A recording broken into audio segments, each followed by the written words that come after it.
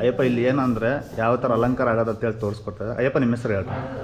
ವಿನಾಯಕ ಸ್ವಾಮಿ. ಹಾಂ, ಎಷ್ಟು ವರ್ಷದ ಅಯ್ಯಪ್ಪ? 7ನೇ ವರ್ಷ ಸ್ವಾಮಿ.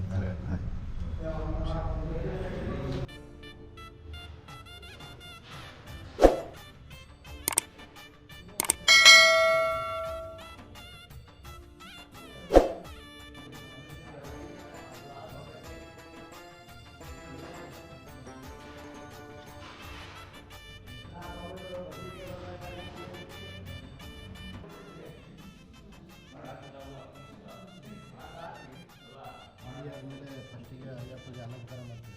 ಹ್ಞೂ ಸರ್. ಅದಾದಮೇಲೆ ನಮ್ಮ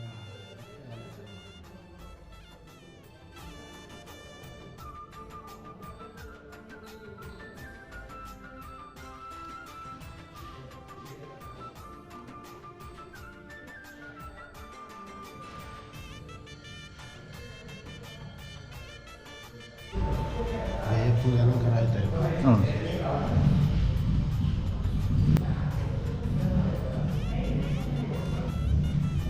ವಿಭೂತಿ ಆಸನದ.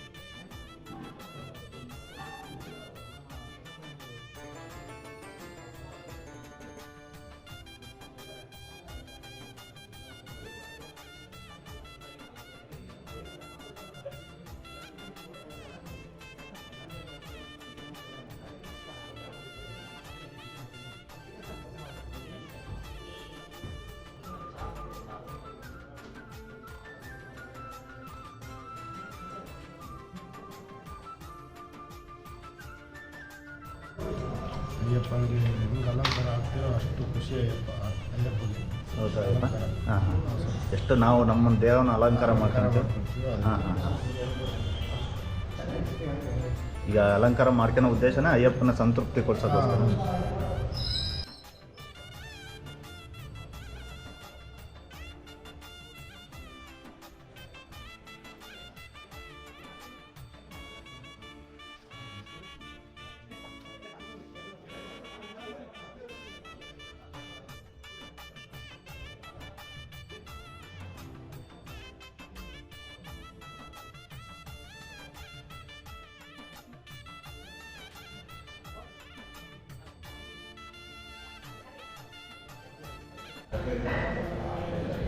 ಅಯ್ಯಪ್ಪ ಅಲಂಕಾರ ಆಗಿದೆ ಈಗ.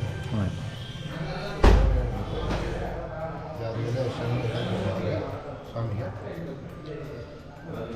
ಪ್ರತಿ ಸತಿ ಮಡಿಯಾದಾಗ ಇದೇ ಥರ ಅಲಂಕಾರ ಆಗುತ್ತೆ. ಅಯ್ಯಪ್ಪ ದಿನಕ್ಕೆ ಎಷ್ಟು ಒಂದು 2 ಸತಿ ಮಡಿ ಆಗೋದು? ಬೆಳಗ್ಗೆ ಒಂದ್ಸಲಿ ಸಂಜೆ ಒಂದ್ಸಲಿ ಮಡಿ ಆಗೋದಯ್ಯಪ್ಪ. ಹಾಂ. ಆಮೇಲೆ ನಾವು ಏನಾರ ಪಂಪ ಮತ್ತೆ ಹೋದರೆ ಹ್ಞೂ. ಮತ್ತೆ ಇಲ್ಲ ಏನಾರ ಹೊರಗಡೆ ಎದುರುಗಡೆ ಬಂದರೆ ಹಾಂ ಶರಣ ಹಿಡಿದು ಹಾಂ. ಏನಾರು ಬಂದರೆ ಮತ್ತೆ ಮಡಿ ಆಗಬೇಕು. ಹಾಂ. ಮತ್ತೆ ಮಡಿ ಆದಾಗ ಮತ್ತೆ ಇದೇ ಥರನೇ ಸೇಮ್ ಅಲಂಕಾರ ಆಗೋದು ಹ್ಞೂ. ಅಯ್ಯಪ್ಪಗೆ. ಹಾಂ.